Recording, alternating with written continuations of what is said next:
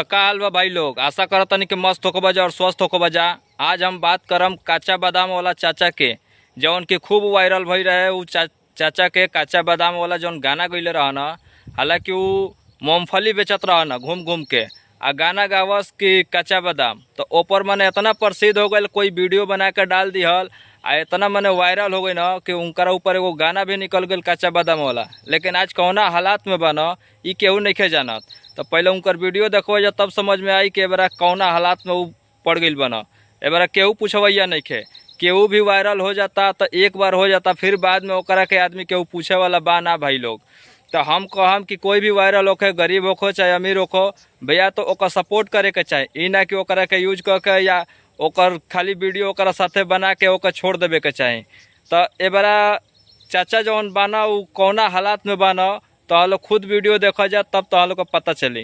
बादाम से पहले माता चिड़ा चुल्ले सीटी गले चूड़ी माला दिए मोबाइल बड़ भांगा दिए बादाम मोबाइल बड़ गुलो 5 টাকা দাম পায়ে তুড়া হাতের বালা থাকে যদি সিটি গলে চেন দিয়ে যাবেন তাতে সমান সমান তোমরা বাদাম পাবেন।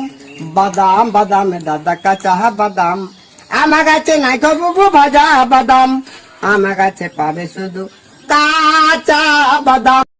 हाँ, आप लोग क्या सोचते थे जब भुवन जी मर गए? नहीं मरे हैं। ऐ देखो चाय पीते हैं और ना गाना भी सुनाएंगे और आपका पास जरूर आएंगे। जल्दी से गाना लेके जाते हैं, ठीक है? तो भाई लोग देखला जना वीडियो। हम तो बस इतने चाहम कि चाचा जहाँ भी रहस खुश रहस, लेकिन जितना भी यूट्यूबर बना जा चाहे मीडिया वाला बना जा भाई, उनकरा लगे जाना जा खाली वीडियो बनावे न जा, लेकिन हमरा ई ना लगेला कि वो चाचा के मदद करत होयन जा। तो हम चाहम कि भाई देखो गरीब एगो गरीबे होखेला, कभी भी आदमी वीडियो बनावे जाओ चाचा के लगे या कुछ भी करो तो ओकर सहारा बनो या मदद करो चाचा के। हालांकि एक खाली वायरल हो गए ना, फिर उनकर कबो केनियो वीडियो देखे के ना मिलल ना कोनो गाना आई, लेकिन खाली काचा बादाम गाना उ बनावे खातिर आ चाहे चलावे खातिर दुनिया में उनकर यूज कइल गइल। हम चाहम कि भाई कोई भी हो गरीब के मदद कर और सपोर्ट कर। तो भाई लोग अगर वीडियो अच्छा लागल हो तो हमरा भी चैनल का सब्सक्राइब कर लिया जा, अब बेल आइकन के दबावे का मत भूलिए जा।